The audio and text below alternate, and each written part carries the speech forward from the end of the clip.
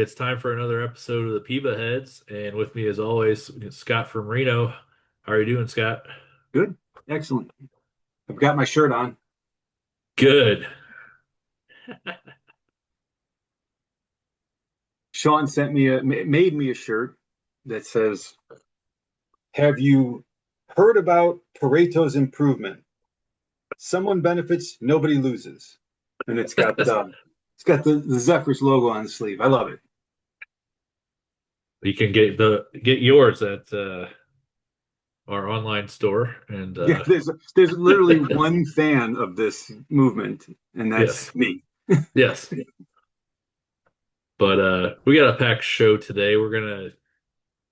We are a couple weeks behind on the kickoff of the season, but we want to talk about our expectations on who we think how the how the league's going to shake out, and then compare it to how things have gone for the first 6 weeks in the season. So there's definitely been a few teams that have surprised so far, and then a few a few that are doing what we expected them to do. So that'll be a fun discussion, and we'll see where things take us.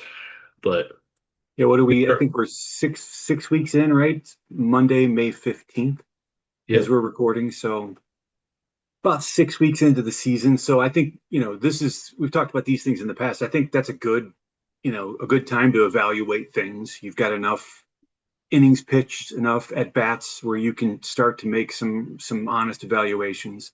Um, we were talking off air before you started recording. I am finding what do they call it again? I want to make sure I don't get it wrong, but the percentile rankings screen to be very interesting. And from what I can gather, uh, you can get a lot of good information out of that screen. Um, I don't know how accurate like the expected batting average or expected slugging percentage is, but uh, it's a pretty good tool, I think, to determine whether or not you should stick with the guy or look in a different direction. Whether luck is playing a role in the positive or negative stats that you're experiencing with individual players. yeah, there was some discussion on the Discord channel back and forth about one particular player, but I think it was one of Toyoma's guys. But I think the key thing with all of this is that I think the discussion there was talking about how could this guy have doubles and triples but a 0% barrel rate? Well, there's a lot of ways that you can get doubles and triples without barreling up a ball. So I think Right, it goes to show more of the type of player. If it was a power hitter with a 0% barrel rate, then I would say yes, there's something that's off here. But slap hit guys, I'm not as they don't barrel balls that often anyway. Like, right. Yeah, I have a preference for line drive hitters. I have a preference for doubles hitters. I still think power is important, but I'm a big contact guy.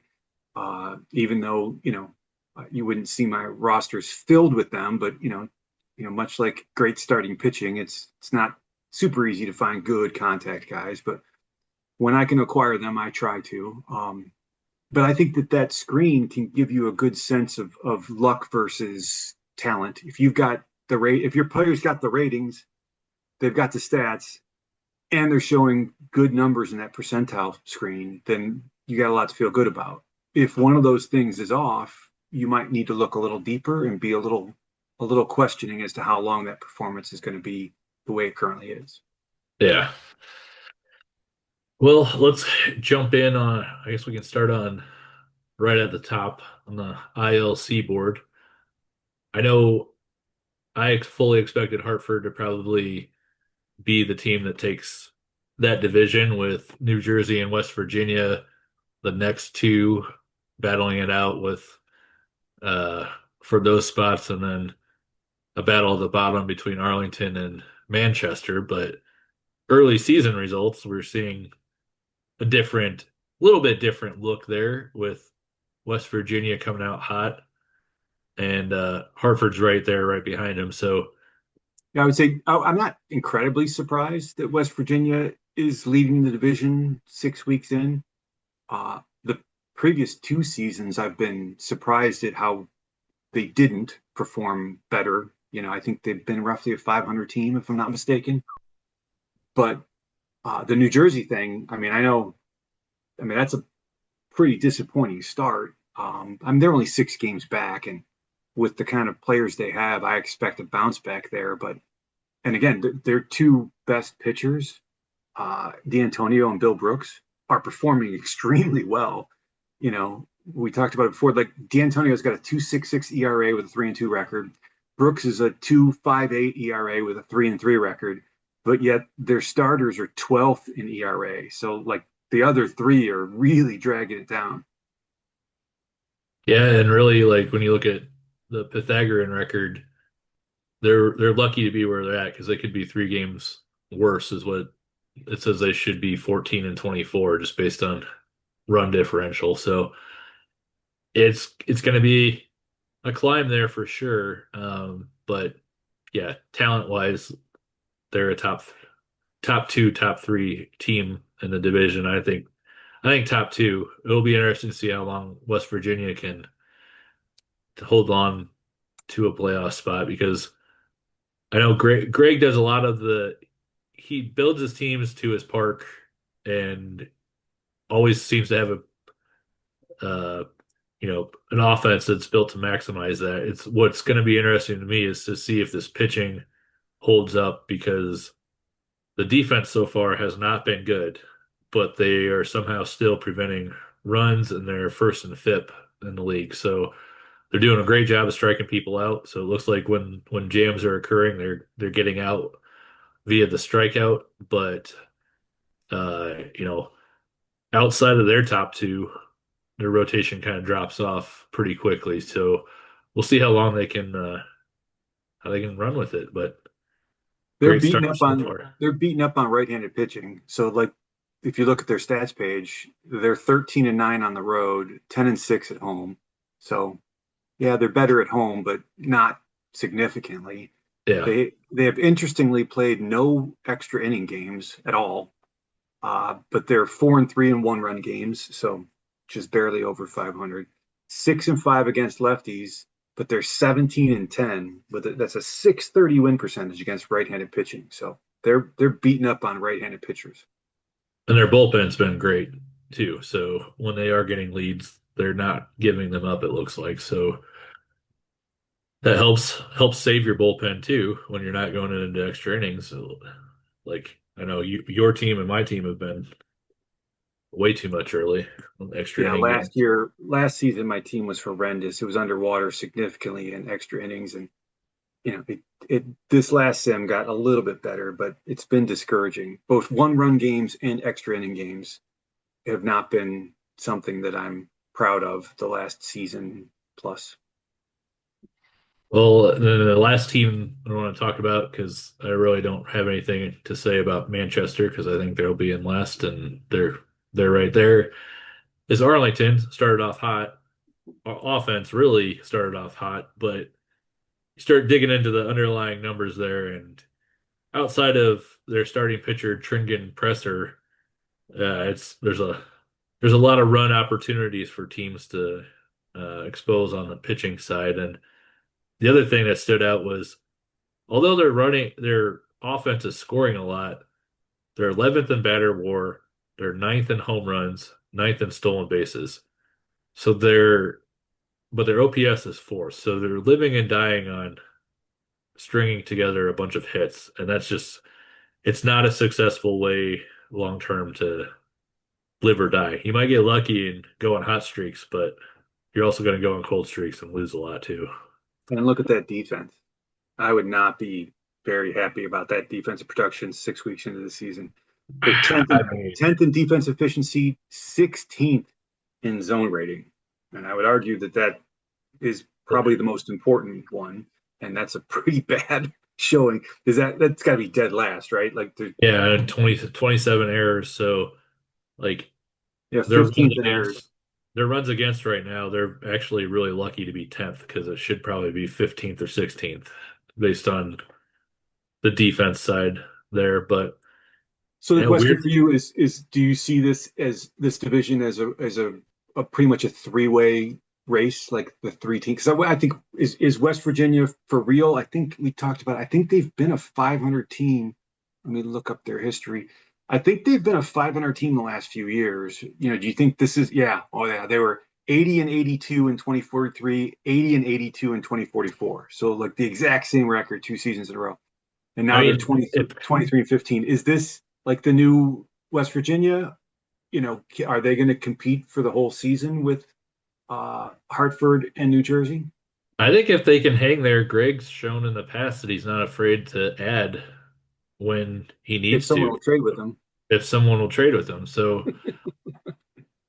I mean, there's been a lot of debate about that or just in general trading in the league, but I think it's one of those things where I don't know. I've never had a uh negative trade talks with Greg. So I know other people have their own opinions and that sort of thing, but I think a lot of times going in with a strong offer to begin with, uh, regardless of who you are, might not have to be your best offer right away, but goes a long way rather than coming in and trying to lowball people. I think that's where people just just get turned off. But I also think too, though, that everyone thinks their players are better than everybody else's. So there's sometimes valuations that when we're selling players or putting players on trade blocks where it's like, you might think this guy's valuable, but you're trying to get rid of them. And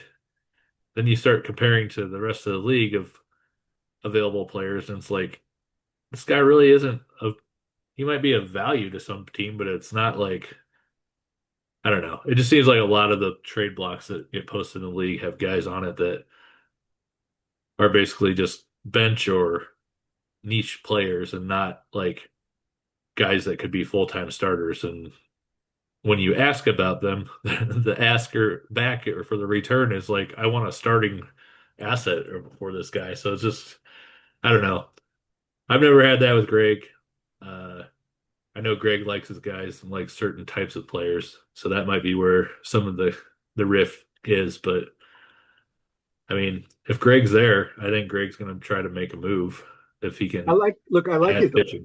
his lineup, his offense is nice. I like the way his roster is constructed. But as I look through his pitching, he's got some pretty nice stuff in the bullpen, but I don't think he's got the movement he needs out of his starting pitching because his park gives up some serious home runs. His park has a 742 overall home run. Oh, so So that's what yeah, it is. So that's so yeah, it's yeah the so opposite way. So he's it's depressing home runs significantly. yeah. So But like I still like better movement. right, but like a guy like in Greg's park, a fly ball pitcher can work. Like Yeah.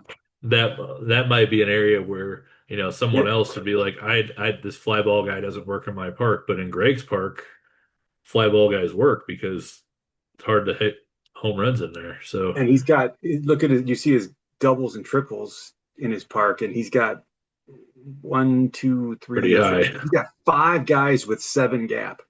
Yeah.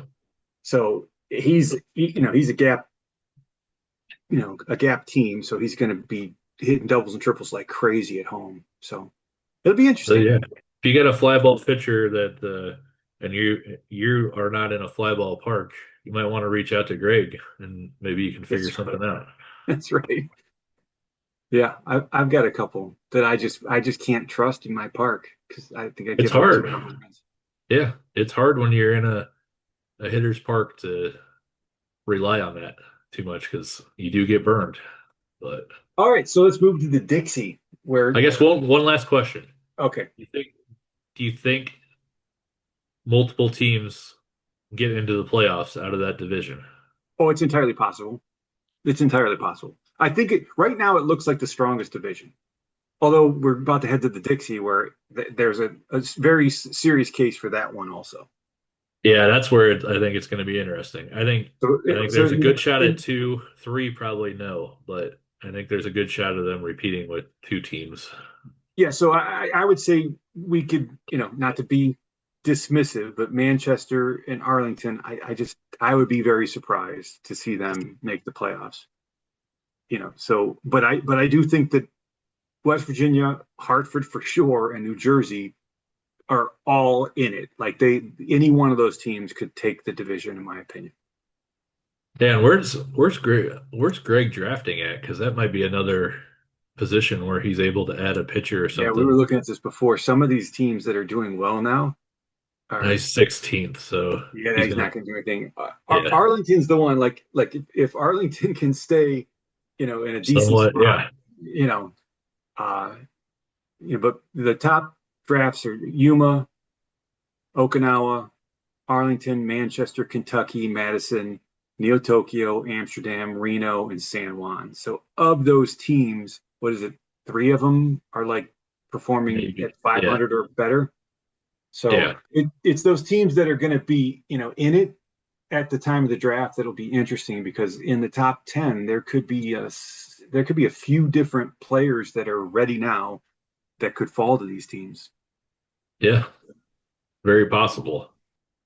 All right, moving on from the seaboard, we'll talk on the Dixie, and much to everyone's surprise, Florida's on top of that division again. But The perennial basement dwellers have managed to lead the division. yeah, it's shocking with one of the best run differentials in the league right now, that they're doing well. But behind that, we knew that the next three teams were going to be in a battle. Uh, for a playoff spot, for a wild New card Orleans spot. and yeah, New Orleans and Cleveland have been, good teams in the past. And Charleston is always, I'm you looking know, at them right now. Okay, so yeah, that Charleston's been in the mix too. So in 2040, they made the they won, playoffs. right? 41, they Yeah. won the whole thing. 42, they made the playoffs. So out of the last 5 seasons, they've only missed it once, which was 2043. Yep. And I know we've talked about it a lot over the years, but it's going to be, I think next season is where things start getting interesting on who do you keep and who do you let go? One of their best starting pitchers during that time, who's off to a great start this year, Ding Bong Zhu, is a free agent after this year, so I'd expect that he probably wants a decent amount of money, more than 8.9 million to re-sign. Another really great player that they have, right fielder Michael Nunez, is going to be a free agent after this year. I'm expecting that he probably wants more than 10.6. So, Yeah, they don't have any huge contracts. Yeah, that's a good point. Their most expensive annual player is the right fielder Nunez at right, 10.6 million. So but I they've think got a lot of low salaries. So maybe they they've got do, the but it room. starts. Yeah, that's the thing is, do they have the room? And I'm gonna I pull think up the so. finances right Maybe now. not to re-sign everybody, but they're projected at 51.7 million next season. And in 2047, they're projected at 69.4.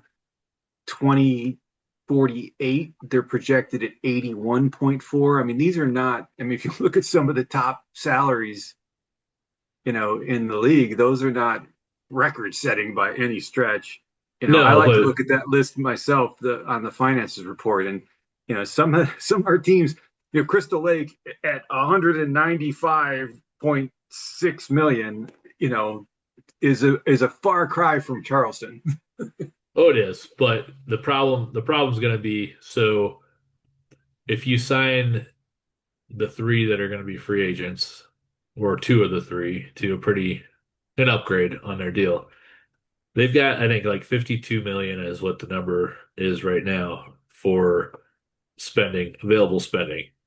So that number will go up a little bit because their team salary is at 68.9 and it drops to 51.7. So you're going to get another, what, 17 million and change available. The problem becomes you extend them, and then you have somebody like Graham Manning who gets another arbitration bump next year, and then he's got two more controllable years. but he gets another significant arbitration bump, and then at 27 is a free agent. So then you sign him. Then Fraser McElrath, another guy. What do you do with that guy? It's going to be a problem. It's not a bad problem because you're winning, and that's ultimately the goal. So maybe they have to sell one of those guys to keep the window open, or maybe they're able to get some budget increases by then. But you never know. It's like at some point you got to spend. So I mean, they've had if they have 52 million this year, that means they probably had that much last year. So it's kind of like what's there's been free agents that have been available. So I don't know. Don't really know what the overall plan is. It just kind of seems like it's one of those where you're chasing Florida and you've got some good players and you've got money, but you're not doing anything with the money. So maybe they had a maybe they take a shot. Maybe they claim Rob Woodard. So Florida, for a team that is like basically the most dominant team in the league for quite some time, right? Yeah, we had him on before because I would like to ask him some questions about his roster management. Like, look at his rotation. Like, and we've seen this before where Brewster's been number 5 in his rotation, and I'm like, well, maybe just he's got a strict order, so he doesn't really care about getting Brewster more starts than anybody else. But I mean, why wouldn't you want your best starting pitchers to get more starts than your other pitchers?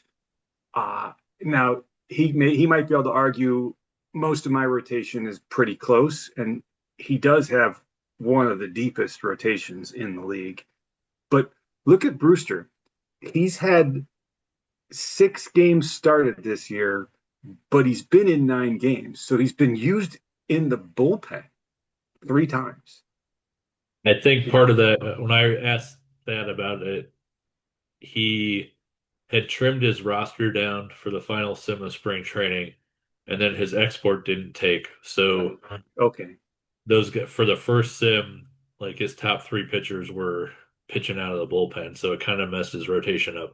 However, Okay. to your Well, point, we've he had we've seen Rob Bruce. Brewster last I've year. seen Brewster in the Or, 5 spot. I've seen him in the 5 slot before, and said, "Okay, interesting." well, that's where I know Thad's been upset before of how the voting for different awards has gone down, but that's also part of the problem is if you're not maximizing the amount of starts that Brewster's getting, you're letting the field get closer to him. And when the field gets closer, then there's more people. It's not as clear cut of who you vote for those awards. So, I mean, if Brewster's pitching truly every fifth day, regardless of order, uh, you're going to get 2 or 3 more starts out of him, and it puts all of his numbers most likely a little bit further ahead of everybody than being right in line with the field. So I get trying to save innings and I get trying to you want your best guys available for the playoffs, but then at the same time it's like you can't get mad when they don't win awards when they're closer to the field. So Yeah, and I've put better pitchers lower in the rotation because of I typically do highest rested, and if that better pitcher has a higher injury rating, it is extremely important in this game to protect high injury risk players from overuse. So yeah, that would make sense, but that's not the case for Brewster. Another one I wanted to bring up is take a look at Knob. Are we seeing like we got 134 at bats, 151 plate appearances, not a small sample size. Are we finally seeing? And if you look at the percentile rankings, his average exit velocity is 83.6, which is 56th percentile. His max is 54th percentile. The barrel rate or the barrel percentage is 54th percentile. Like of all of them, of all the hit percentiles, his hard percentage is the best at 83, but everything else is somewhat pedestrian so far. Now, again, it could be, he's it's early in the season, you got cooler weather, batters don't tend to do well in April. Maybe he's about to heat up, but you got like every year we've talked about it, or every season, so every half year. We've talked about, like, are these two monsters, Vito and Knopp, gonna hit the age wall? Like, are we seeing it? I mean, you go the last 2 years, Knopp has put up great WAR totals, great, and if you don't take into consideration what he's previously done, a 6.9 and a 6.6 WAR would be phenomenal if you got that out of a player. But then you look at what he was, and it's like, yes, it is dropping. Is it a cold stretch right now, or is this really, are we really seeing the real drop? Because going from 6.6 to 3.8, I mean, 3.8 is still a great player, but it's not it's not Knopp. So He's I only don't know, got 7 starts in center field this year. which I He's think got was the Yeah, I he's think got was 6 starts in right and 21 starts in left. Last year, he had 123 games started in center field. So, like, it looks like, at, at least in the first few weeks or 6 weeks, it looks like the decision has been made to make him a corner outfielder instead of a center fielder. And I'm yeah. guessing that's due to age. Yeah, and I mean Marrero right now in his career or in his ratings wise should, I mean, it makes sense why he's the starting center fielder.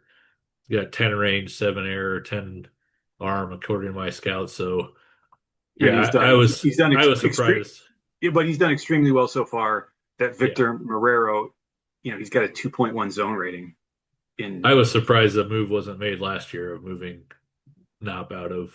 Let's see what Knopf's. I don't want to spend too much time, but I want to While you're Knopf's. looking at the thing that stands out for me for Florida is that one, they're third in runs against, and that number is probably going to get better. They're probably going to actually climb.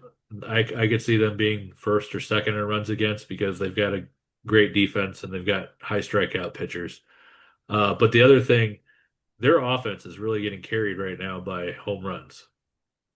And it's not that they're bad in any other category because they're not, but that's a little different from what Thad has run previously with teams with Florida. They've been a little bit more balanced and not as dependent on the home run. So I think when you go spot by spot in the order, I think it's just a deeper lineup that's hitting more home runs. So we'll see if it goes that way. But like this catcher Garland Woods was I think was one of the great pickups of the offseason for them.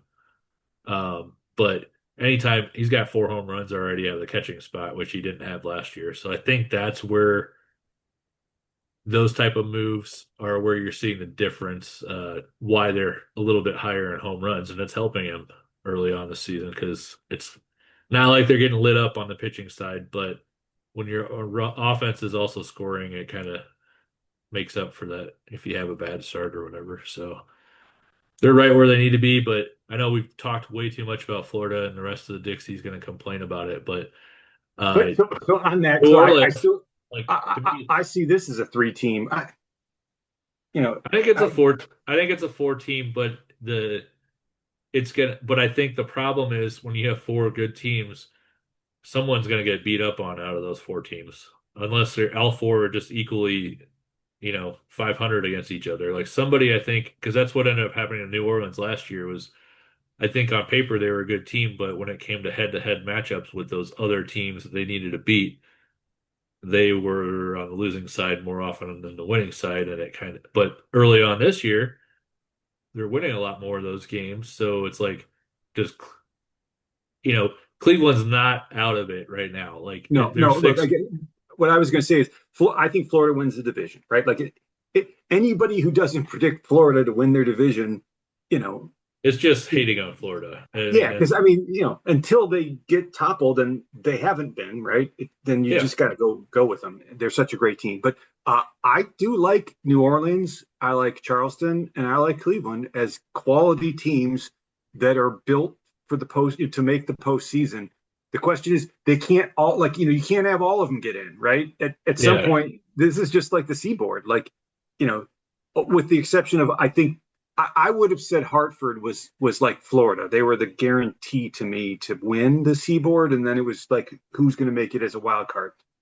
But with 6 weeks of looking at the numbers, it's like, okay, well, maybe they're not quite as dominant as I thought, but they're yeah, still an excellent team that is going to be a surprise to any of us that if they don't make the playoffs. But we've got we've got more teams out of the two divisions we talked about. We've got more teams that have a shot at the postseason than we do have that don't. I mean, again, it's a small number. In the Dixie, it's really Kentucky that's not going to make the playoffs. The other four teams in that division yeah. could easily make the playoffs. I think the difference when I look at the three in the middle, I think Charleston's pitching is going to hold them back, and their offense, they have some power in that offense. Right now, they're first in home runs, but that really is carrying them because they're eighth in runs scored, they're 14th in batting average, and they're 11th in on base percentage. So they're getting lucky with hitting home runs with runners on base, and that's not a trend that generally continues. You normally, if you're doing the three true outcome approach, you need guys on that are also getting on base, walking uh, in front of those home run hitters to keep that run scoring up. So I see regression coming on the runs, given the runs against side, which I don't think their run scored is going to be any higher rated than it is now at eight. So I see them as a candidate that falls down. I think Cleveland, on the other hand, has their offense is not performing up to what I think it can be. They're fourth in home runs. Their batting average is 10th. Their run scored is ninth. On base is ninth. But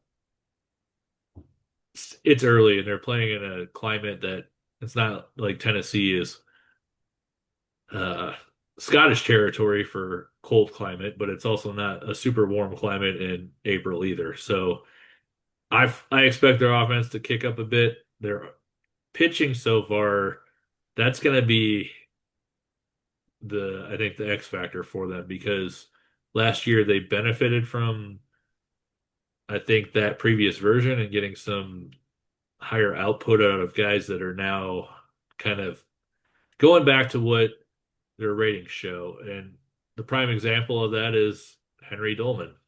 I don't think in my opinion, he should be hitting every day and sitting on the bench as a pitcher because I don't see how that pitching profile mashes well with the way the game's worked. And he's gone from a mid twos pitcher to a 4.5 ERA so far. So we'll see if he gets hot and that changes. But outside of the top two guys in their rotation, and really outside of Yamaguchi, the rest, it'll be interesting to see if they can turn that around because their zone rating's not good.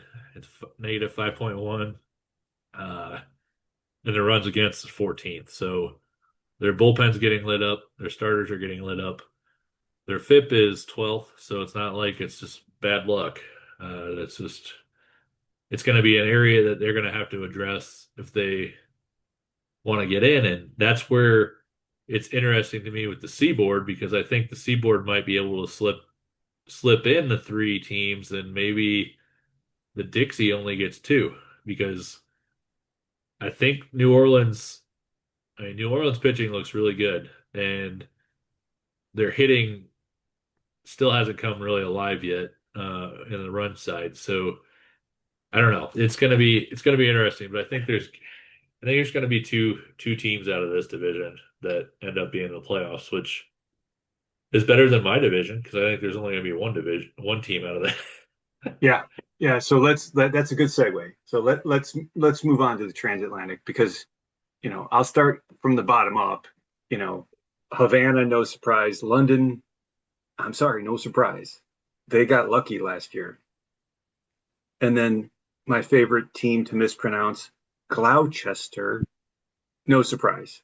And then I think it's going to be one of the three teams that are currently at the top of this division that are going to win it. I still think, it's not just, friendship talking, but I still say the Scottish, you guys are 9.5 back. I think that you got a shot at the division. I think San Juan's got a shot at the division, but the surprise has to be Amsterdam, right?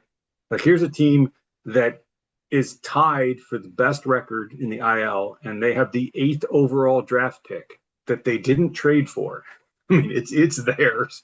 And as I've talked to you about in the past, if they can if they can hang around at the top of this division come draft day, which is, you know, Right around the corner. What, yeah, it's like like 2 weeks or a couple sims away, 3 sims yeah. away, maybe.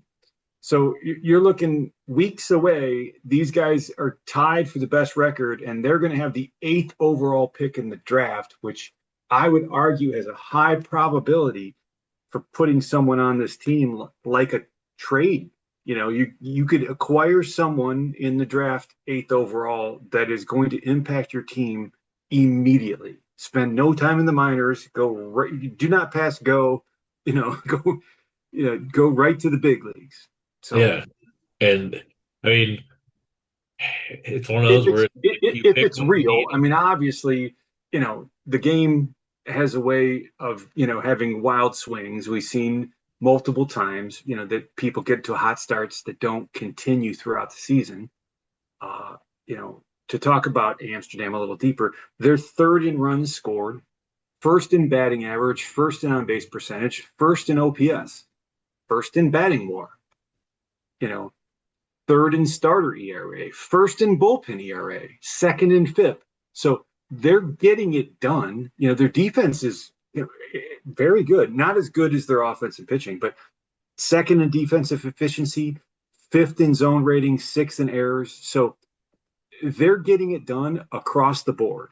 The question is, is this because they've come out of their cocoon and this is the team that's, going to really show people what, ooh, just saw that their number three hitter, Jack Tate, the second baseman's got a yeah, out 3 weeks right 3 week before I 3 week play them. injury. Yeah, Oh, that's not oh fun. darn. Sorry, That's not Frank. Sorry, Frank. fun. But so I ask you, it's your division. Is Amsterdam, for real, or is this an illusion?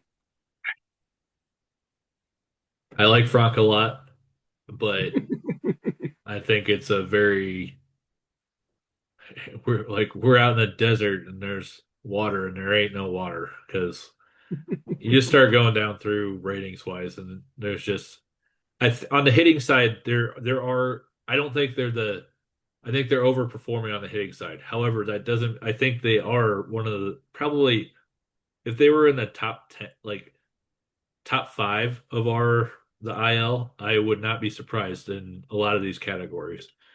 But being they're I think a lot of they're getting lucky timely hitting. That's the best way of saying it. Timely hitting because you start just going through the list and some like they have a lot of guys hitting over 300 and one of them has a contact of 4. So that's not going to continue. But Well, no, look. So you and I've talked. I am a big fan of movement and home runs allowed in my pitchers, and they've got like they've got start their ace. It's got a 5 movement. Van Dam 5 movement. This Glenn Taylor 5 movement. Their number 4 pitcher Raymond Curdy 4 movement. and look, they've beat some good teams. They just played Florida a couple sims ago and took 2 out of 3. Um, they got swept by West Virginia. They've played San Juan really hard so far. It looks like taking 2 out of 3 and then taking 3 out of 4. Um, but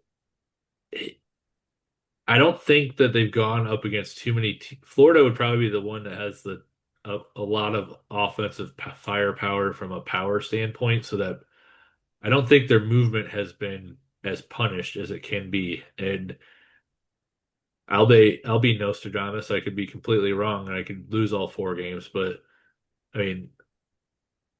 going up against the way that I have my team structured and the power side of it, it could get their team could get blown up pretty good in a 4 game series. So I mean, Frank's hoping probably you don't get blown up in game one because if you get blown up in game one, then you're eating into a bullpen, getting them tired, and it's a snowball effect into the next 3 games. So if they can keep it close in the first two and not get blown up, then I think they'll be in a lot better spot. But I don't know. It's going to be interesting to see. It's good to uh, San Juan's got a good team.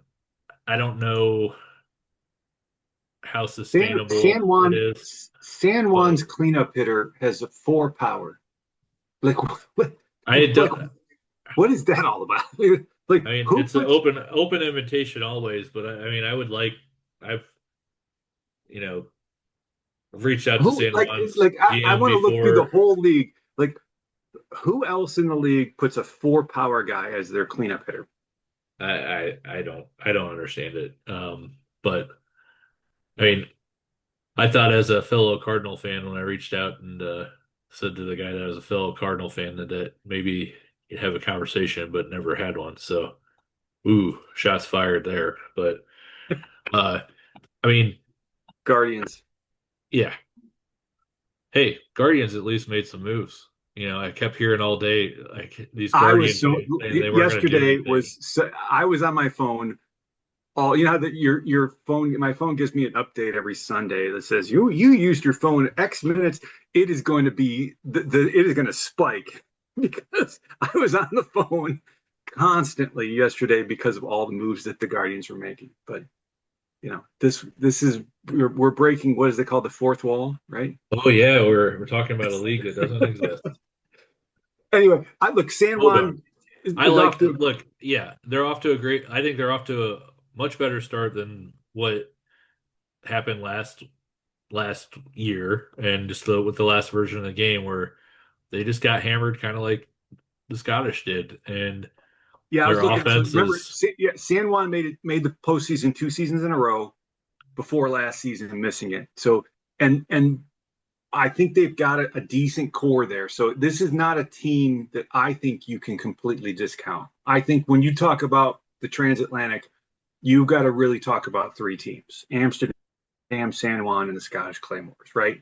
yeah. And I don't think I'm being dismissive to say that Gloucester, London, and Havana, are probably they should probably focus more on getting a better draft pick than winning the division.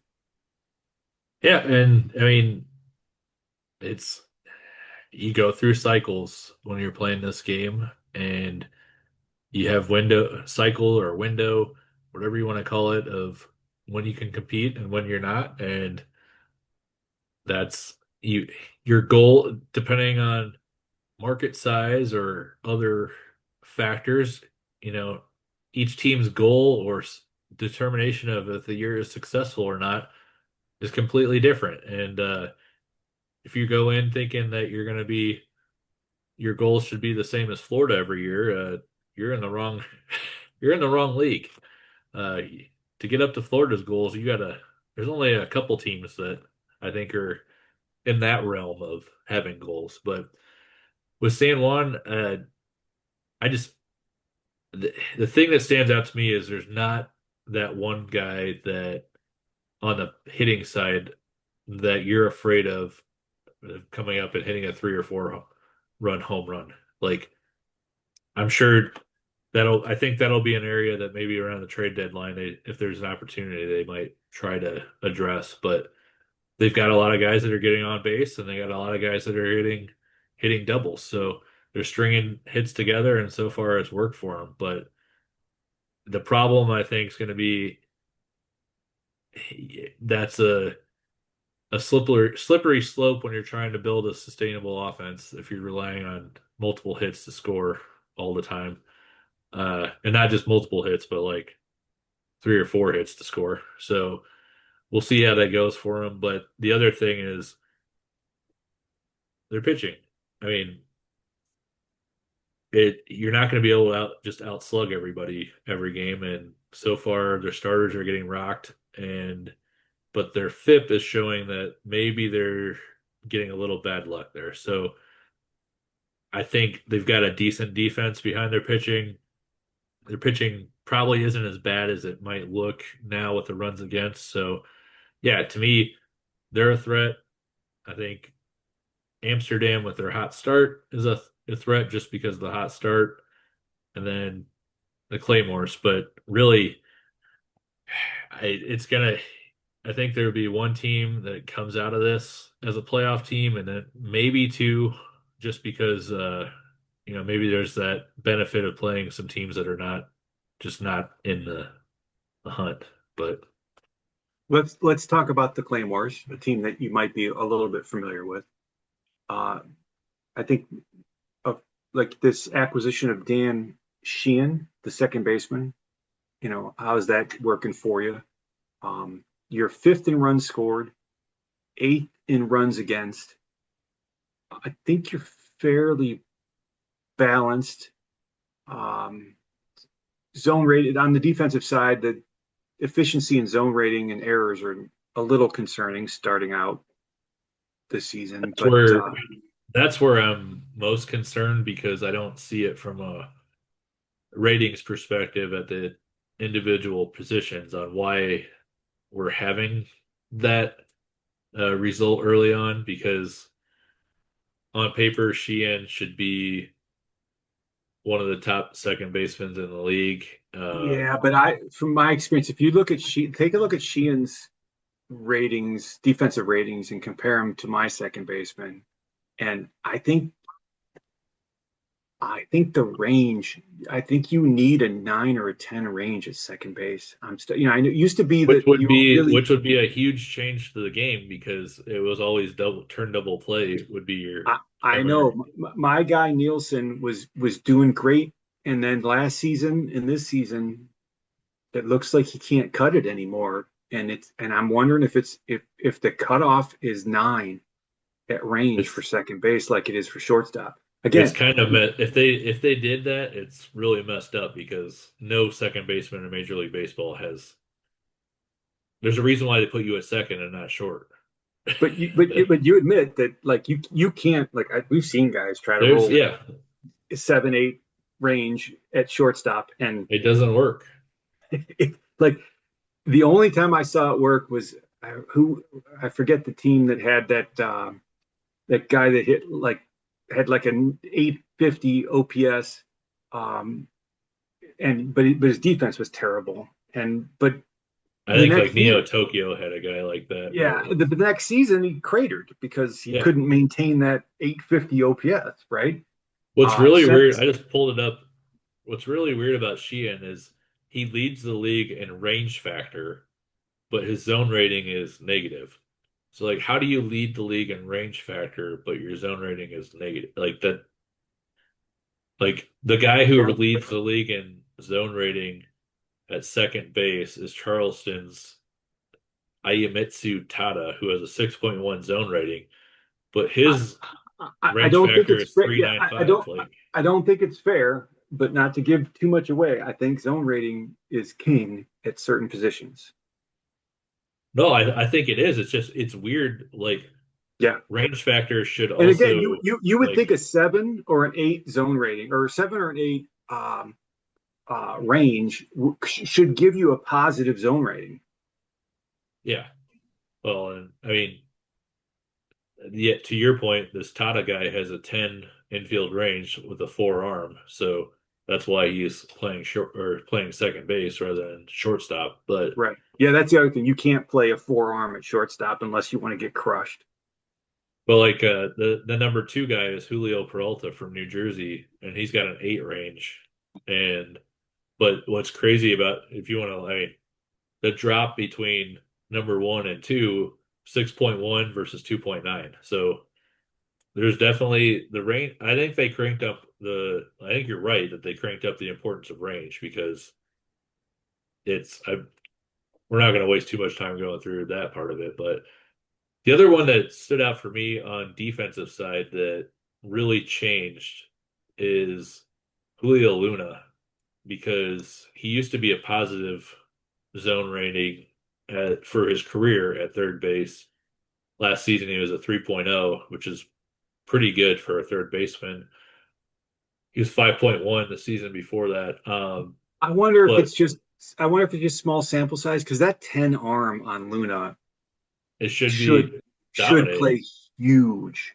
So And he's got six range, so it's not like yeah, he, I would lean towards just stay the course with him. yeah, But because on well, he's offense, the got question negative. It's like a negative. He's got not just a little bit of a negative. I think it's like 1.7. Yeah, the negative question 1.7 and 8 errors in 33 games. How is that even happening? Like, I don't, I don't get it. But the big question I have for you is Woodard, like oh, he's gone. If somebody under wants him, underperforming significantly, right? yeah. I You don't know, know if it's a team. Like I've seen it plenty of times where the change of scenery does unlock a player to go, but I mean, because he's got some interesting, like, again, not to beat up on the percentile rankings, but let's take this guy. Like, here's a guy in 2043 was just a shell of himself, right?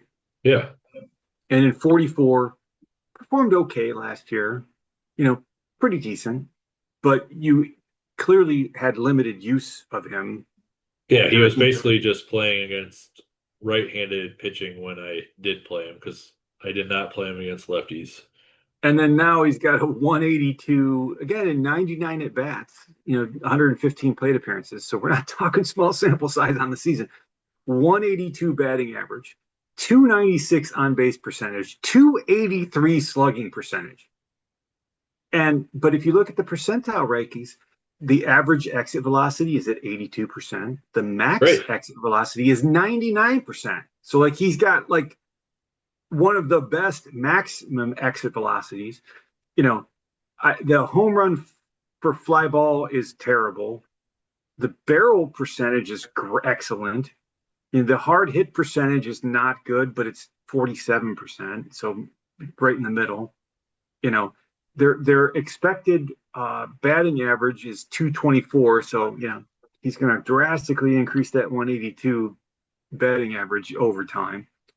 But there are some positive signs there. There are things when I look at that percentile ranking, I'm like, how long should the hook be on this guy? Because he might not be as bad as his stats are this season.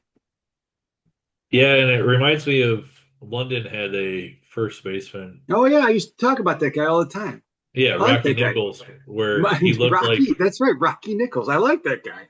and at the same time that Woodard kind of had this downfall, like Nichols started having it too. So there was something with one of the version switches. I think it was that 2043 season for Woodard where it just it dropped. But the weird thing is that his ratings against right-handed pitching have still remained strong. So it's just I don't get it, but I mean he's a captain, so try to keep him around and put him in the most advantageous position to succeed. And it just last year he hit a lot of doubles, but he just was not hitting home runs. And I mean, you look at his ratings against right-handed pitchers, he should be dominating. Like, so it's one of those where, we'll see if anyone needs a first baseman that can hit right-handed pitching because the game works in weird ways where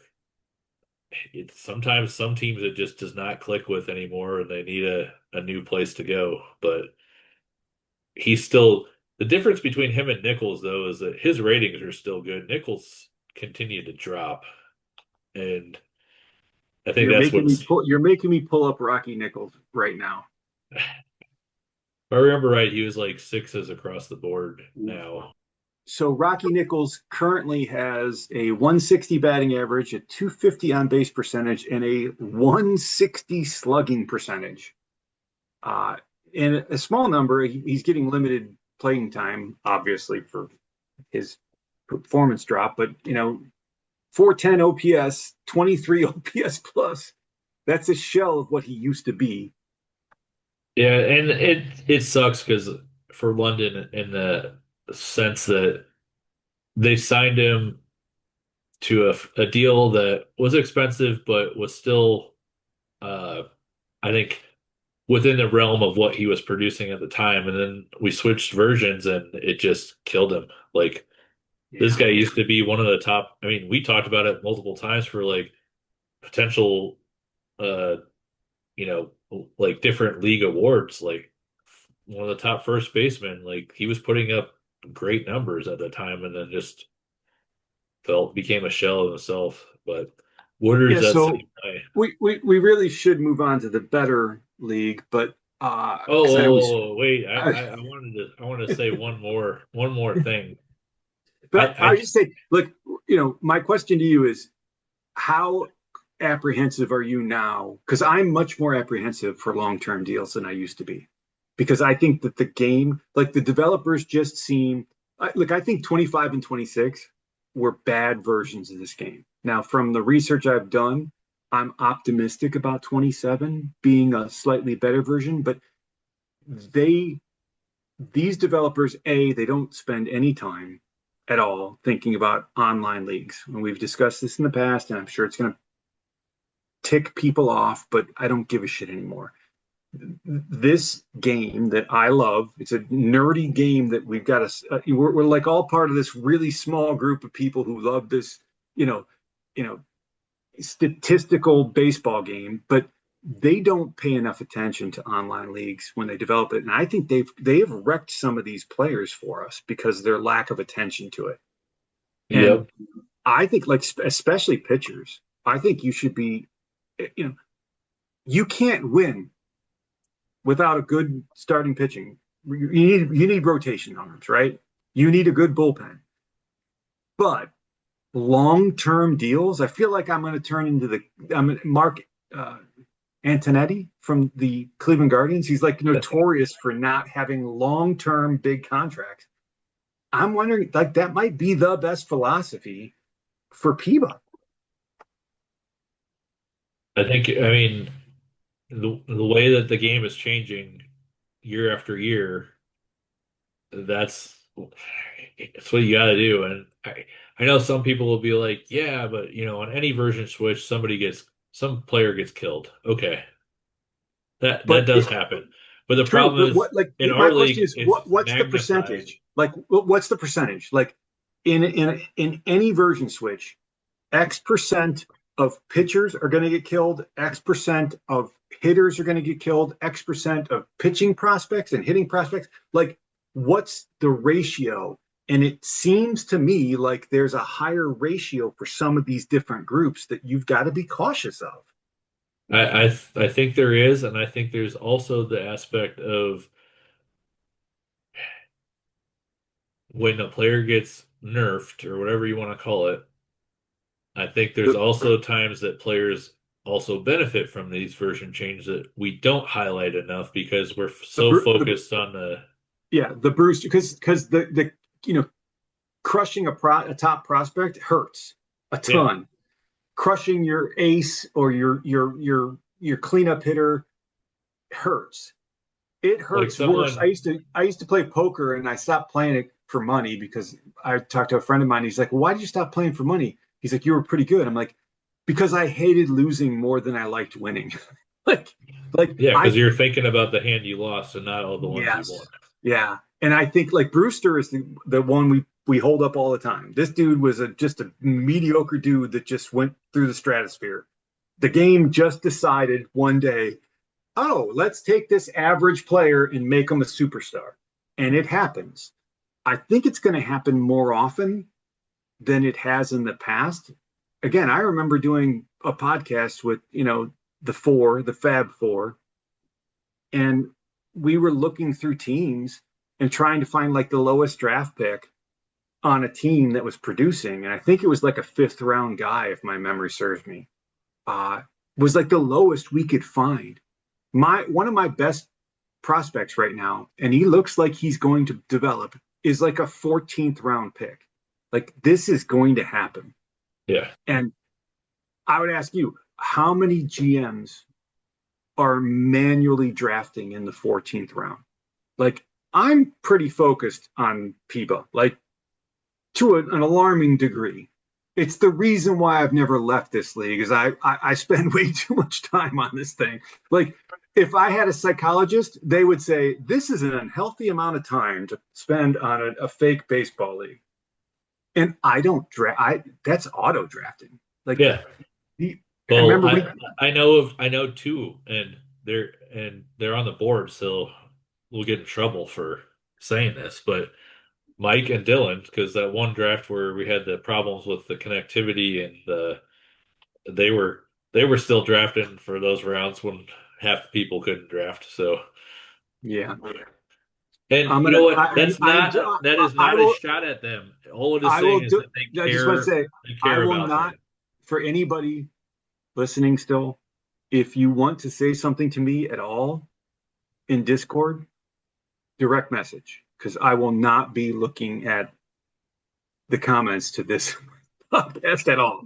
It is not good for my health. It pisses me off beyond fucking belief to read some of the things. So, having said that, let's move on to No, let's move it on to the SL SL. because there's some really surprised teams, I think, on that side.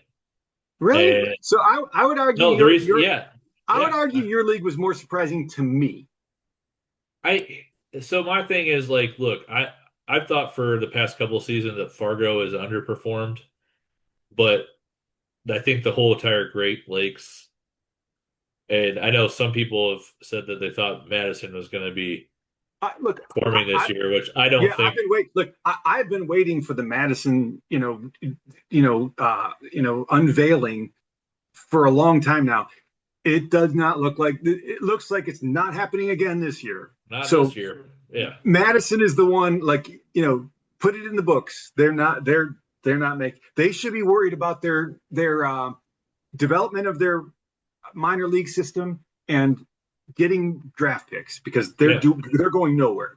But Well, and then you got the four teams that are all within a game or so of each other. yeah, right. And So that's a bunched up again, another bunched up league, which I would argue the Desert Hills and even the Rising Sun are going to be in this category. Is that yes, Duluth is leading the league, but or leading the division. But do you think like at any point by the end of the season, it could be Duluth, Fargo, Crystal Lake, and maybe even Kalamazoo winning that division? Like it's it's a toss up. I have not entered my picks for the year, and maybe it'll be too late to enter them, which is fine.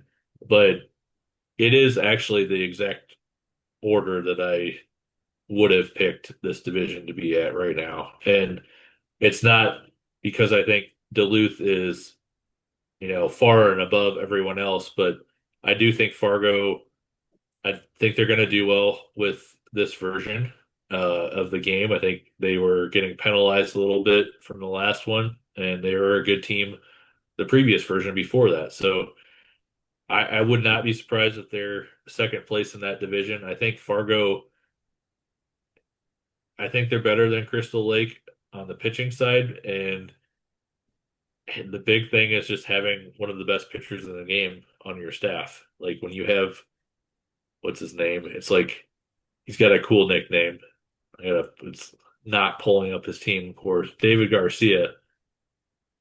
That guy's one of the best pitchers in the league, and I thought he had a nickname. He doesn't have a nickname anymore. But anyway, that guy, he's one of the best pitchers in the league, hands down. There's probably two pitchers that are better than him when you look at ratings, and it's Brewster and D'Antonio, and then it's David Garcia. So Man, he was acquired by a trade with Tempe. yeah, Now I you're mean, making me look at what he gave up because that's a monster pitcher. and he's a lefty. So a lefty that's that good. Like Garcia's a guy, if Fargo can make it into the playoffs and you get multiple starts out of Garcia, like that's something to be afraid of. But the problem is with Fargo is they have nothing like their starting pitchers behind them are all about the same guy from four or from two to five. So, maybe if they're in it, they're on the market for trying to acquire another starting pitcher. they definitely need some bullpen help. Their bullpen's last in the league. But they have a ton of guys that are that three true outcome type of power hitter in the middle of their order, and it's it's a scary thing if they can make a playoffs. It's a scary thing in a series because they could go ice cold or they could be on Well, fire. And I would say this, that I don't know if it's a strategy thing that, not everybody likes to talk about, but I would put a lot of stock in, if you've played a lot of games in cold weather parks so far this season, whether it's your home park or the places you're playing in, and your pitching is doing exceptionally well and your offense is not, that is going to change, because cold weather positively impacts pitching and negatively impacts hitting. So typically, I told you this when we talked, Sean. I think yeah, my average game temperature in Reno is like 45 degrees. And it does not surprise me that my offense has not scored a lot of runs so far this year. It does not surprise me that my pitching has performed better than I thought it would so far this year. Those things are going to change as the weather heats up. So, well, that's where it scares me for like a team like Crystal Lake. Their offense, I think, will get even better than it is right now. However, their pitching is going to get their pitching is not good right now, and they're pitching in the cold. So what's it going to be when it warms up? And Crystal not a Lake's good not that sign. far from Chicago, and there's a certain team in MLB that It wasn't would. bad. So I pulled up. I'll pull up another one. But Crystal Lake played the Avas on May 12th, and the game log says 63 degrees start time So temperature. yeah, it's not like Scottish of 44 for the Yeah, first month. again, mine are in the 40s. I Yeah, looked at Florida's, like I saw a 70 something. So I think if you're in the 60s, that's probably not a huge deal. If you're in the 70s, I would be cautious about offensive production. You know what I mean? yeah. But No, and in May it's definitely warming up. Uh, and you have those in the Midwest. You have, I mean, from being in Cleveland, like you have those really warm weeks where it's like, holy shit, we finally are gonna get summer, and then the next week it's ice cold. But I, I think when you look at Cleveland, or I keep saying Cleveland, when you look at Crystal Lake, yeah, Crystal Lake problem's gonna be the pitching side. that's a Their good point. offense. On April 14th, they played Neo Tokyo in Crystal Lake, and the game time temperature was 48 degrees. And it was a relatively low scoring game. And but you're going to get that. Yeah, So I think that as June, as it July, and warms up, August, it's gonna hurt yeah, their pitching a little bit more. Their yeah, their offense is gonna score. They're gonna score, but offense is going to improve throughout the entire league as temperatures heat up in your own parks and then the parks that you play in. so the problem, I mean, the problem I see before we get into Duluth, because I think Duluth has is the team, and I've said it and I've been wrong before, but I think Duluth is the team to beat, even though they lost Cuevas, which that really sucks being out another 2 months because I think that guy could have possibly been the best hitter in the league. But when you look at Kalamazoo, they made a big trade in the offseason to add some pitching, but that's still the problem for them. I don't, their offense hasn't performed yet, but they're still fourth in runs scored. I think the power will bounce up I would think Kalamazoo, Michigan would be cold, like we've talked about. Um, so I think their offense will be fine. The problem is going to be the pitching side. And they addressed it, but it's one of those where you address it, but that's step one of a larger step plan of trying to improve your pitching. So Adkins has been great as their closer. That was that's helped. Uh, Brian Puckett hasn't come out the gate as great as you would hope for, but he's still, I mean, getting Puckett was a huge ad for them. Like he is their best pitcher. So if I don't think that 5.4 ERA will last, but the problem is going to be you got to for them to compete against somebody like Duluth, you need your number two, a true number two guy, or actually, what they really need is a true ace, and Puckett is your number two guy. But that that will be interesting to see how it kind of all shakes out and where things are at the deadline and where you can add because you know Duluth from top to bottom, Climo is getting older, but he's still a good pitcher. I think he's when you look at their rotation compared to some of the other teams in the division, I think they're above everyone else. There's they can address. I think the bullpen's going to be an area around the deadline that they're probably looking to address, but they're second and fifth in the league, so they're being second and fifth and second in runs against is a pretty good sign that your pitching is producing at the appropriate level. They're also second in zone rating. They're second in errors, so their defense is backing that up. I think that side's sustainable. It's just going to be, are you going to score enough until you get Cuevas back in 2 months to, still be there? And I think they can do it. I mean, they've got some good guys in the middle of their order. This Rick Galloway at catcher. I mean, I like that power profile and the eye that he's got. Um, this first baseman Dixon that's filled in for Cuevas, putting up some pretty good numbers for a guy that they it's doing great for that. The problem is going to be what can you get like this John Pulsifer guy who really is the guy that's filling in for Cuevas. He's the one that's kind of dragging them down a little bit at a buck 88 so But far. wasn't he like one of the home run leaders I last thought he season? was. Yeah, I mean, he was one of the and 2 seasons ago he hit 37 home runs. So he could be a guy that gets hot. Who knows? I mean, if you look at his, we're talking about percentile rankings. Pulsiver's percentile rankings look great. So maybe he's just hitting the ball hard at people because his expected batting average is 266 and his slug is 501. And his actual is a buck 88 for average and 300 slug. So it could just be bad luck to start off the year. And Pulsifer was one of those guys that, Yeah, it's probably an age thing. yeah, but at least I would be more concerned with him if the percentile rankings weren't what they were showing. Yeah, yeah. That screen looks good. Yeah, Again, we're still trying to get a feel for this and figure out, you know, what it actually means.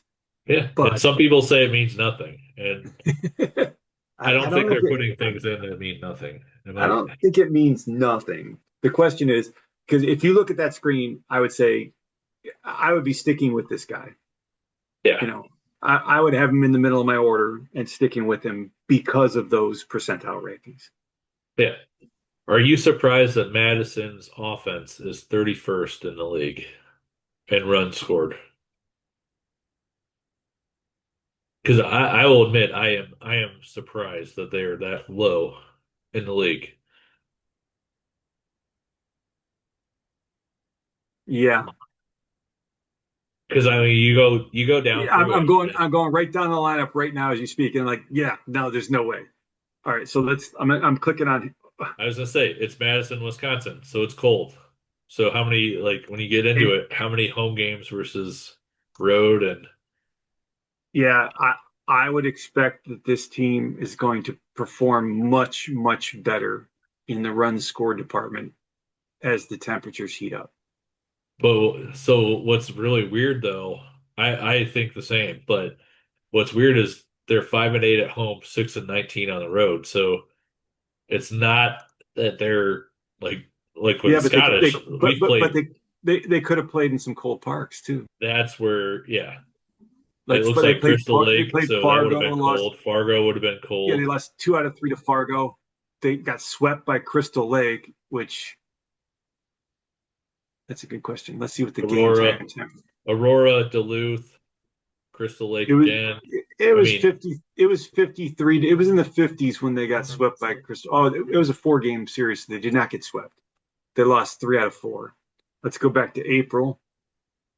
They feel like yeah, you're right. Kalamazoo, Michigan. I mean, Yeah, these they are they all played cold flows that they are played fun. some pretty cold environments, or what should have been some pretty cold environments. They lost two Yeah. out of three to me, and I know my games have been extremely cold.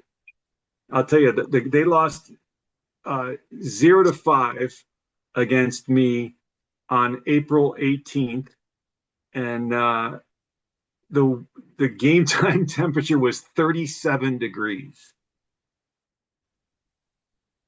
I think their offense is going to improve. The problem is going to be is the pitching there enough to carry them, and they've got some prospects on their way. They're just not here yet, so maybe that's one of those where it's going to take a couple seasons for the pitching to catch up to the offense side. But yeah, I don't think they're as bad as what their record shows currently. That doesn't mean that their record. I mean, sometimes people take that out of context that, oh, you think they're better. Oh, their record's a record. Like records everyone's record, but there is a little bit. I mean, the Pythagorean on them has them at 13 and 25, so 2 games better than what they currently have. But yeah, let's get into Desert Hills though, because that's another one that a lot of teams kind of all around the same talent level, I think. And I'll talk about it first. You know, there's no surprise that Yuma's in last. It's not a knock on the new GM. It's just they've got an uphill battle to A hole to dig out of.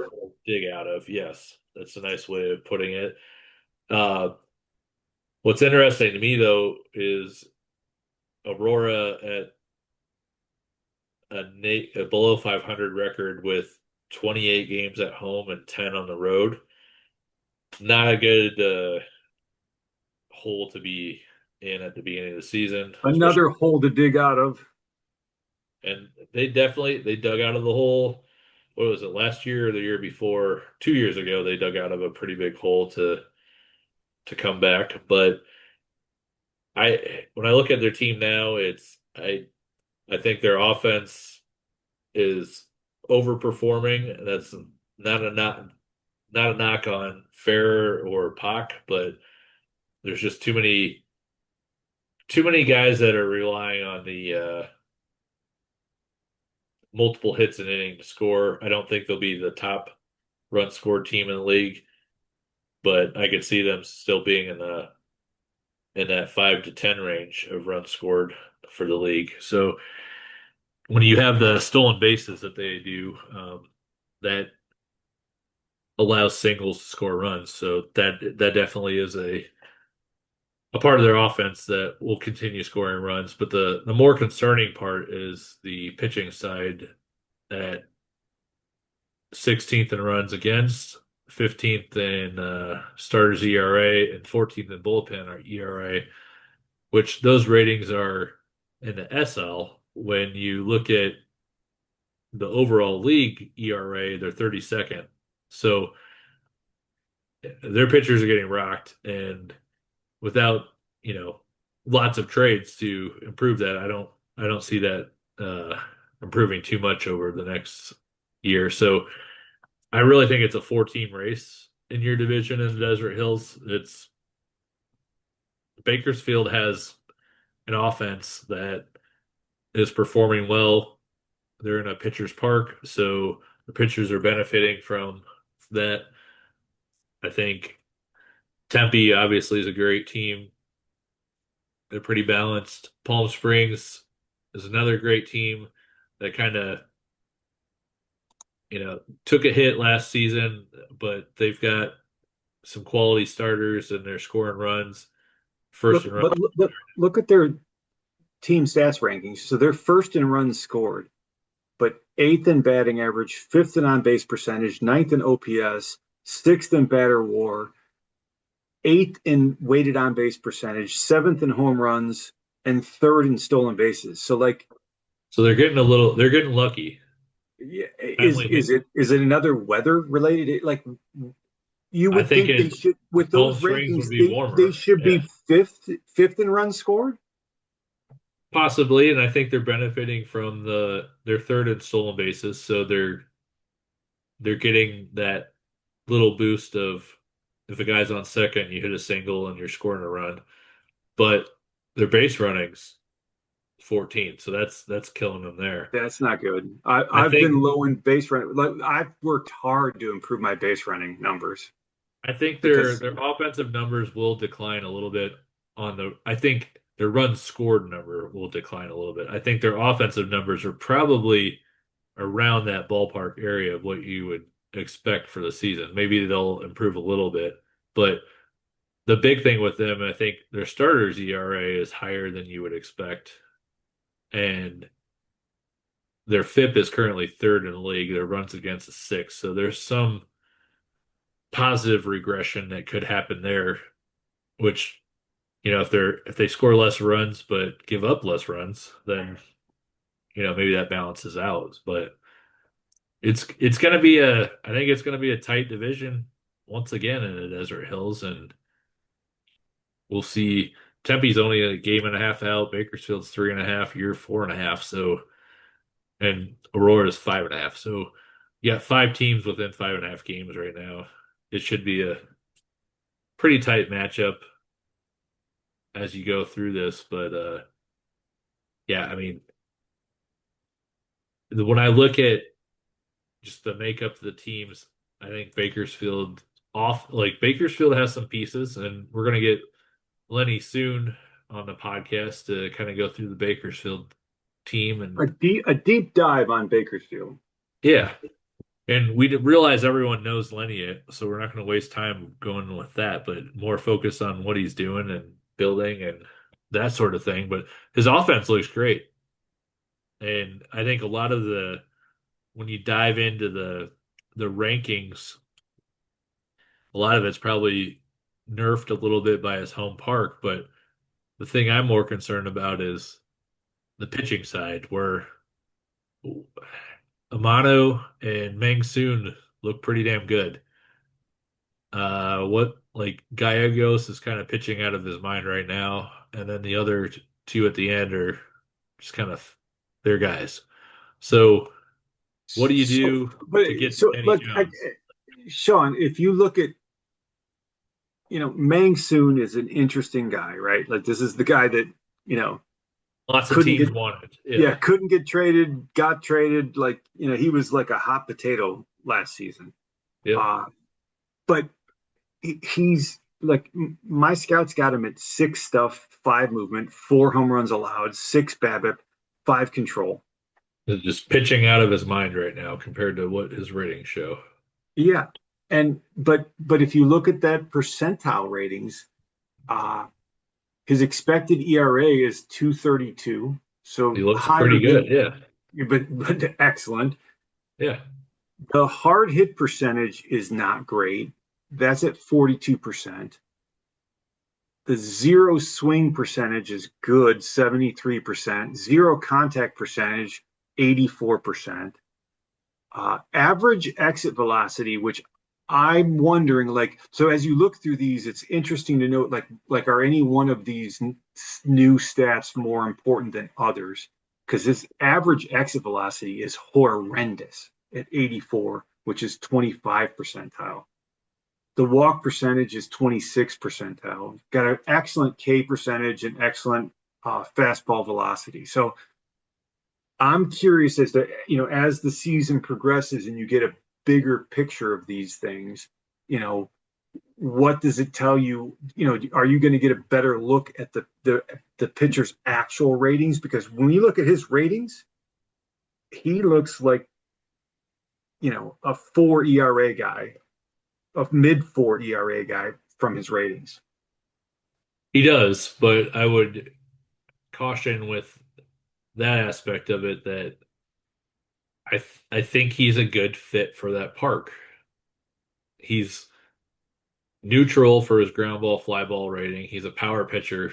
He's still throwing 98 or 97.9 miles per hour for his fastball velocity. So still getting up there with that aspect of it. So it's one of those where you got to know what your park is. And the part that I would be afraid of relying too much with Bakersfield is that they're second in home runs right now. And that park limits home runs. So they're second in home runs, they're eighth in runs scored. I think those numbers slip a little bit, and that's where things get a little dicey for them. Is their pitching good enough to because they've got some nice pieces on offense, like Piper, that guy. I mean, he was an all-star last year and one of the best. I think he's one of the best hitters in your league. I mean, he's on pace right now for 43 home runs. If he does that, he'll win the MVP. But it's crazy that he's on pace for 43 home runs in that park. So we'll see how it goes. But there's some pieces there that are nice on offense, and if Lenny can add some pitching, you never know. But I, we got to talk about Tempe and Reno quick, and then get on to everyone's favorite division, the Rising Sun. So when you look at Tempe, you know, they've been consistently one of the, top competitors. I think we can all agree on that. They're in the playoffs. They're in the playoffs a lot. So I guess I don't know. Maybe a lot is too much because there's some years in there that they weren't, but 5 out of the last 7 years they've been in the playoffs. So they made kind of went all in and getting guys like Roberts, and they did re-sign Ernest Smith. Smith's been, just as good as he's ever been in his career, 3.3 ERA. They've got Rosales behind him, and it's going to be interesting because when you look at rotation wise versus Palm Springs, I think Palm Springs has them on the rotation side of things. When you look at offense, ratings wise, there's some definitely star power on offense for Tempe. So when you look at them, like I mean, they look like a pretty balanced team from all all different categories. But where would you attack them? I guess as Reno. I would attack them with right-handed hitting because they've got three lefties in their rotation. Um, I think that they have probably the best, if not one of the best, aces in Ernest Smith. But, you know, after that, like their number two pitcher's got to force stuff. Now, I actually like this type of pitcher. This is the type of pitcher that I typically try to employ because they're gettable, you know, which is I prefer ground ball. This guy's neutral, but he's not a fly ball pitcher and he's got good movement and good home runs allowed. So, my strategy is to employ these types of pitchers, and put good defense behind them and limit the home run. But, you know, after Ernest Smith, the rest of his rotation, it's good that the next best pitcher is that Man Che Yi. But they're good. Would they won did they win the division last year? Let's check this out. I think they did. I think they did. Yeah, they won the division last year. Um, I don't think they'll win the division this year. yeah, look, they could, they absolutely could, but I agree with you. I would say it's probably a four horse race in the Desert Hills.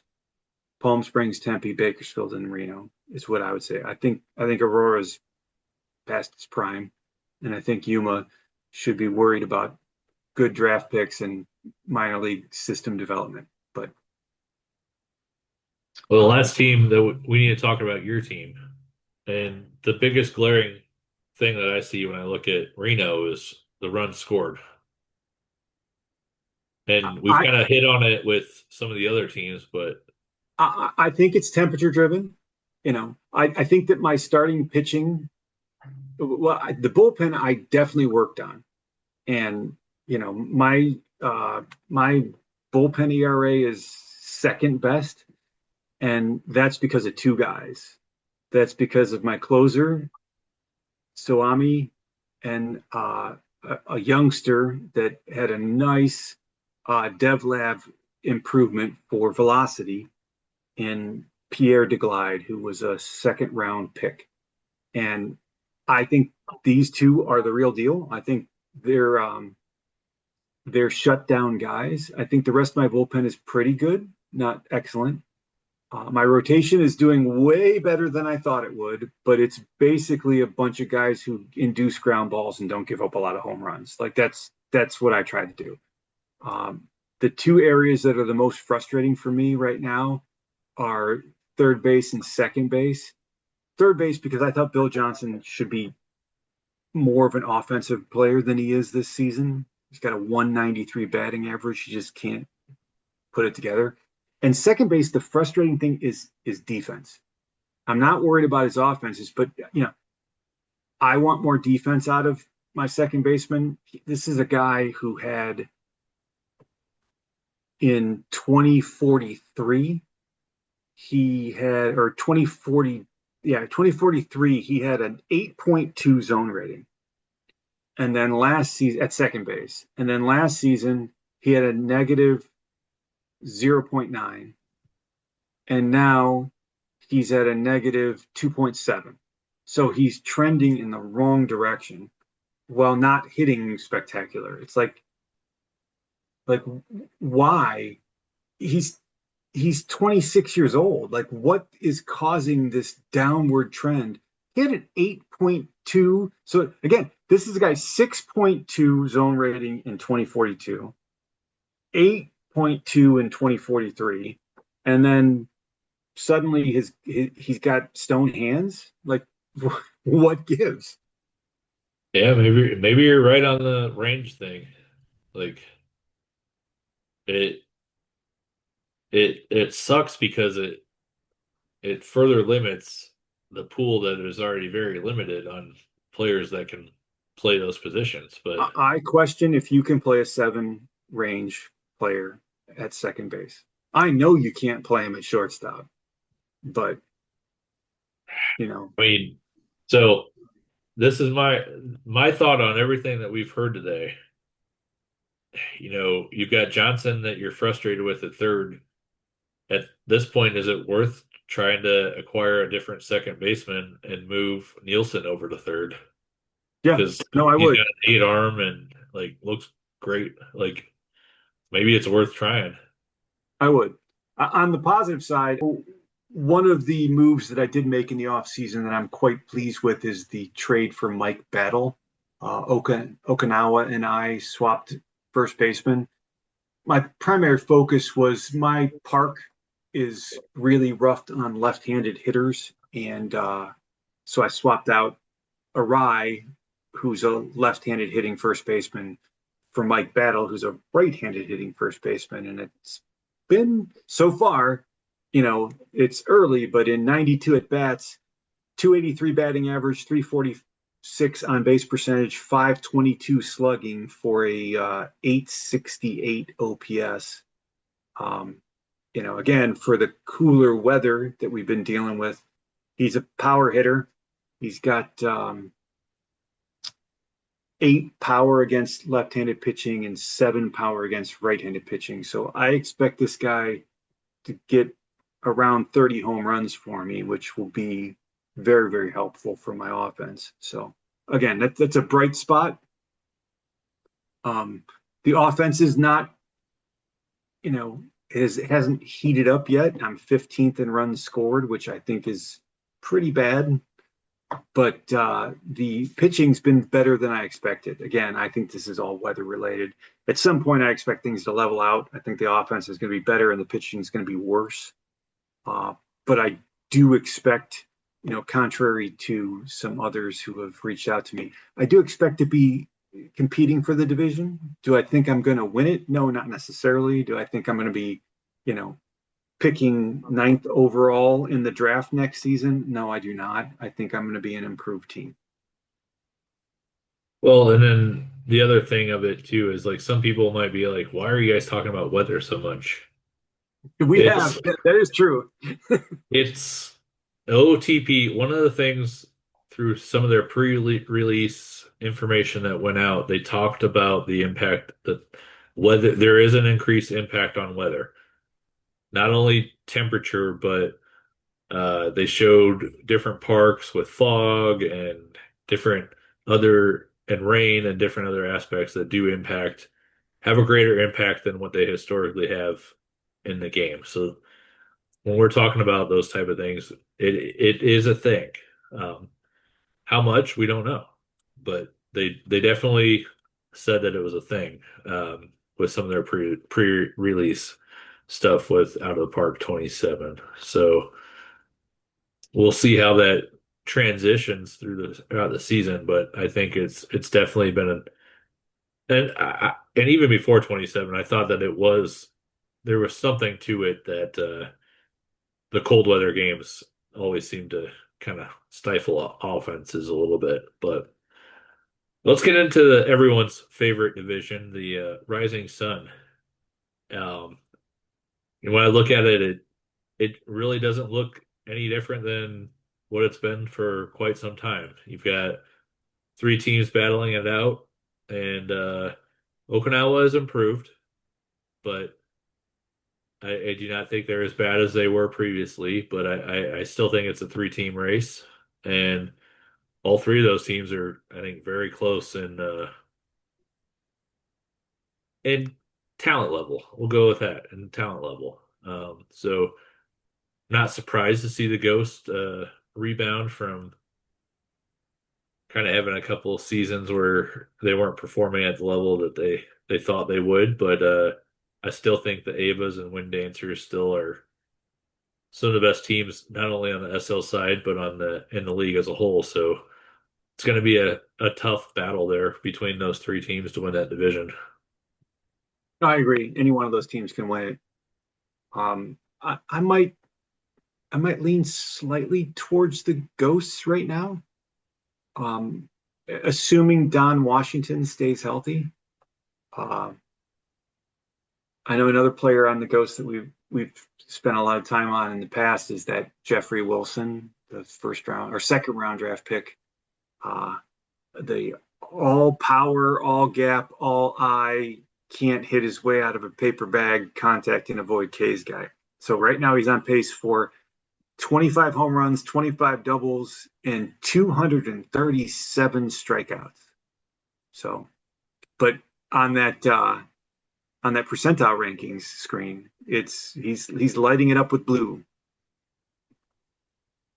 Yeah, and for me, I think the thing that stands out, like the Ghosts used to have like elite pitching staff, elite ratings, all like multiple players. But when I look at the Avas pitching staff, I think the pitching staff from the Avas is tremendous. Like at least the top two Yeah, are a lot higher rated than what the Ghosts are running out there for their staff. And then I think the Avas bullpen is a lot better top to bottom depth wise. So it'll be interesting to see how that shakes out. I still think the Avas are the top team, and I think Toyoma could give them like when you look at top to bottom their team, I think their rotation I think is better than the Ghosts, and I think their offense might be as well. So, but they're so close. Like we're splitting hairs here of like the difference, but I do think those two teams have better rotations than what the Ghosts have. But the Ghosts are pitching well right now. They're third in the league in ERA, or third in all of the league of ERA. They're number one in the SL. Their bullpen's on fire right now, like on fire in a good way. not a dumpster fire. But you just start digging into it, and the Ava's bullpen is pretty darn good. When you have Tamari at the back end, and then I mean they acquired Bob Moore. He's not pitching up to his normal standards, but Joe Johnson's pretty good. You just go down the line, and there's a difference in ratings there. So we'll see how that goes. But the biggest thing that I'm noticing is like the Ava's defensive ratings are very low compared to the Ghosts. So maybe that's where the Ghosts get the advantage, is that the Ghosts have a better defense behind that pitching staff that's limiting runs early on. So I don't know. It's early. The Ghosts are their offense is scoring a ton of runs.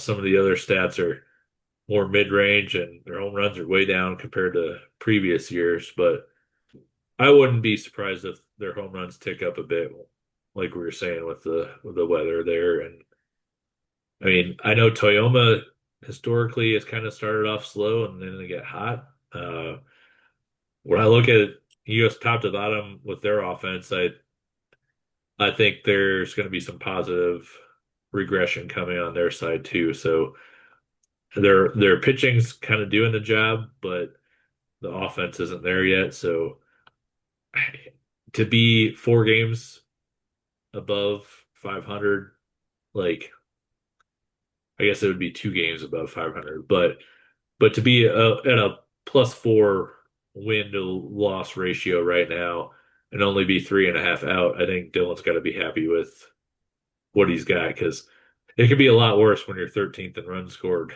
um, than where he's at. You could be at a negative. You could be like the Scottish and have a negative win loss ratio at this point. So I think Dylan's in a good spot there. But I mean, is there any standout team in the league, Scott, that you're like, yeah, this is for real? Like this is like No, I think it's like I don't put too much stock in the first 6 weeks, right? There's just too many factors that, come the All-Star break, you know, that'll be a much better time to evaluate things. But remember, we've seen teams, uh, you know, go on tremendous runs, in the month of September that have totally turned their seasons around. So uh, anything can happen. It's still wide open. I did want to talk about, Okinawa, because we discussed them extensively before the season started, and that free agent signing, that Luis Villarreal, uh, off to quite the start. He's got a 273 batting average, 357 on base percentage, and 554 slugging for a 911 OPS. So uh, we discussed this signing extensively. He went hard after this guy. Uh, Remember, his nickname is Bosfex, and I had to look it up again. Like, what does it mean again? Warhammer, That's right, Warhammer. So, or it's a name from that game. uh, looks like a good signing. That Contaldo, not quite performing yet, like pretty bad. That was the one that I understood and can get behind Valeriel, whatever you want to call him. But Villarreal. Come on, Valerial, I am the type of guy who is always questioning my pronunciation, and it's Villarreal, Villarreal. I have not Villarreal, questioned it. Villarreal. Anyway, but yeah, the Cataldo one was always the one that I was kind of questioning, because it's just low contact, low eye. Like you're gonna get the home runs, but is it gonna translate? So far, he's got the home runs, but it's nothing else. So we'll see how And that then, goes. It's a lot of money and then for my guy, Arai, that I sent him. Um, let's see, is he playing him in the field? Because Arai is pretty bad at first. Yeah, he's got 23 games started, zero negative 0.7 zone rating. Another one of the reasons why I traded him is I didn't feel he was acceptable at first base. So it looks like he might have finally moved him to DH. So okay. maybe it looks like Sharoy now is listed as the first baseman. So we'll see how that all shakes out. But Yeah, I mean, the offense is definitely vastly improved. It's just going to be, do the arms develop in time while the offense is still there to make a run at this? It's not going to be this year, but going through their prospect pool, they've got some pitchers that they're just so far off. That's the problem at this point. Yeah, so if you're But we do Okinawa, know they're going to be a top two pick in this yeah, next right. draft. Do you pick the high schooler? I know Matt's apprehensive about it. I've been looking at the draft a lot, and we should do a draft one. Well, we'll I'm definitely do because a draft one. yeah, we got to get Lenny on because we told him we'd get him on. But Yep, and then we before the know. draft, I would like to do a draft one. I'm gonna be a little cagey because I Well, yeah, we gotta. don't want to give away all of your picks at whatever. Where are you at? You're at like I'm at nine. number nine. So Yeah, I'm at nine, and there's some interesting players there that might we might we fall can to me. talk about the top ones that people should take. Yeah, I'm wondering like that like I get it. There's a bust fear with high school pitchers, but that high school pitcher looks pretty darn impressive. Yeah, and like the part that so I know Dylan had said when we had him on, like some of these guys look better than what they really look like.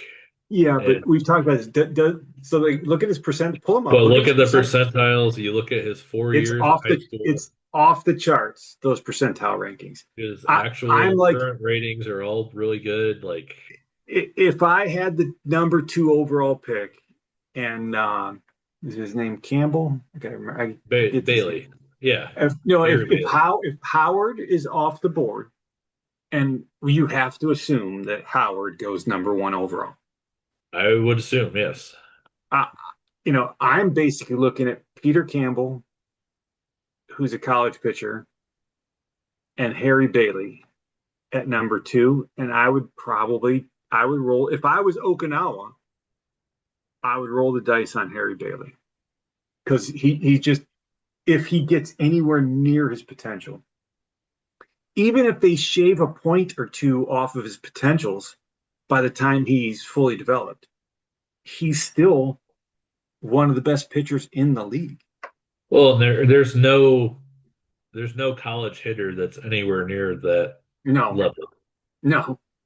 There's some high school guys that look pretty good, but they're high Yeah, the, school guys. con- the So concern about Bailey is that he doesn't reach his potential and that he takes hits because he's a high schooler. But if he gets anywhere near that potential, he is a beast. well, and even if he takes a point or two hit in any of those areas, he's still an elite pitcher. Like that's where it comes down to me. Like if he takes, even if he's a six stuff and eight movement and eight control, that's still a really good pitcher. Yeah, But another one that I would consider at number two is that, again, speaking of high schoolers, and I know there's concerns, is that Manfred Gersten. That guy looks that's like the a only monster. one where it's like, where do you like? None of these other guys are guarantees. And if you're drafting on potential and his And currents look pretty if you're good, like Okinawa, like let's face it, there are teams. Again, if you're drafting in the first round and you're winning now, it can change what you're looking at. You might want to look at some of these players that are more ready, but Okinawa's window is not, despite the improvements that they've made, their window is not today. no. Could it be next season? Sure. Probably more likely the season after that. But a guy like that, Harry Bailey, could line up perfectly with your development of your players. And it's not like, we were talking about this that Villarreal is not exactly going to be, you know, past his prime, come I'm pulling him up again. I want to see how old he He's was. not, but honestly, I mean, with what they signed him at for, like, what stops him if you're a team that needs a power bat? why would you not be knocking on Okinawa's door of being like, trade me him at the Yeah, deadline and pay a lot of money for him? Like, not just money, but prospects too. Like, he's producing, he can play multiple positions. Like, I like that's the thing where people like kind of jumped on that of like, why are you doing this? Well, if because your team losing doesn't sucks. like, you I can can tell you trade. why he did it. Because losing sucks. Yeah, and good players you can trade and get more good players. Like, there's gonna be a team out there that needs a left-handed power hitter who doesn't suck against lefties. Like, there's plenty of teams out there that need that. So I don't know. It's one of those where, yeah, it's a lot of money. $60 million this year, next year, It 49 de-escalates. million. Yeah, it Yeah. de-escalates. But it's like at the same time, I think if Matt decided he wanted to trade him, I know we don't have the retention in our league that some leagues have, but what are you going to get on the free agent market that's anywhere close to that? And if you do, you're going to have to pay that kind of money. So it's not, at least you have a little bit of data that shows that he's performing. So I don't think Matt will trade him, but it's interesting. It's an interesting topic.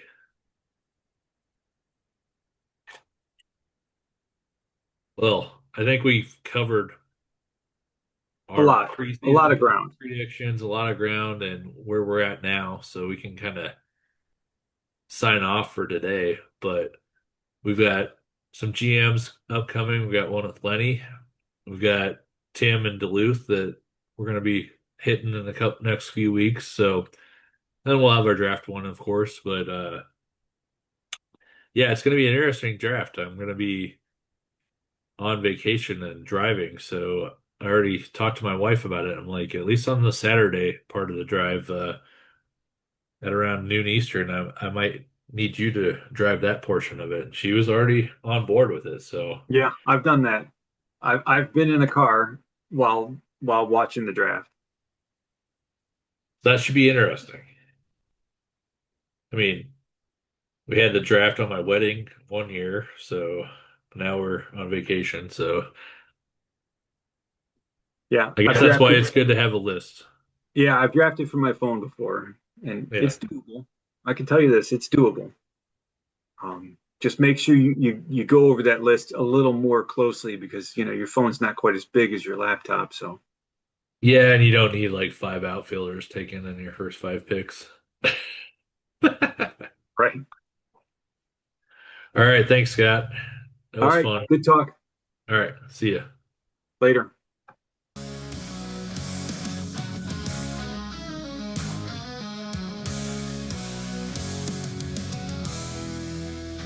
From the lakes of Duluth to Havana's warm breeze, Reno's desert lights glow where the crowds ever free. Shinsaki's wars with the bats held high. Yuma Sandlot dreams touch the wide open sky. Palm Springs breathes the heat where the sun always shines. 32 teams united, crossing every line. From the dirt to the diamond, we're chasing the call.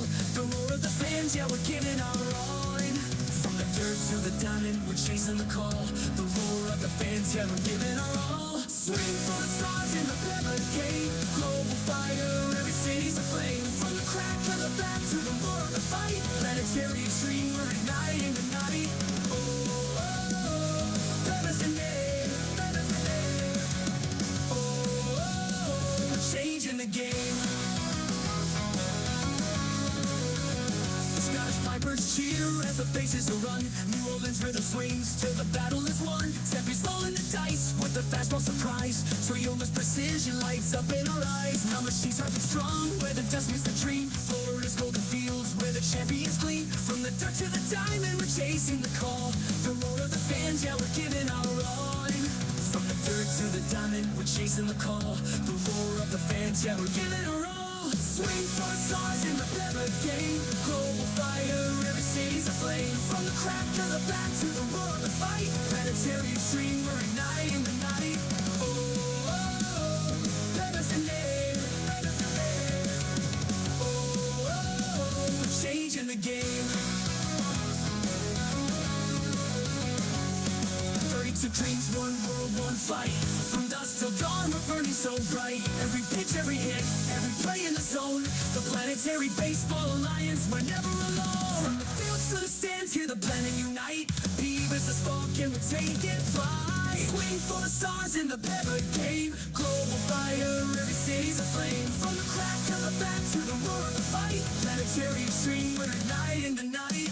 Oh, oh, oh, PEBA's the name. PEBA's the name. Oh, oh, oh, we're changing the game. So raise up your gloves, let the banners fly high. From San Juan to Kalamazoo, we're reaching the sky. Planetary Extreme Baseball Alliance, where the legends are born. Swing for the stars, let the world hear our roar.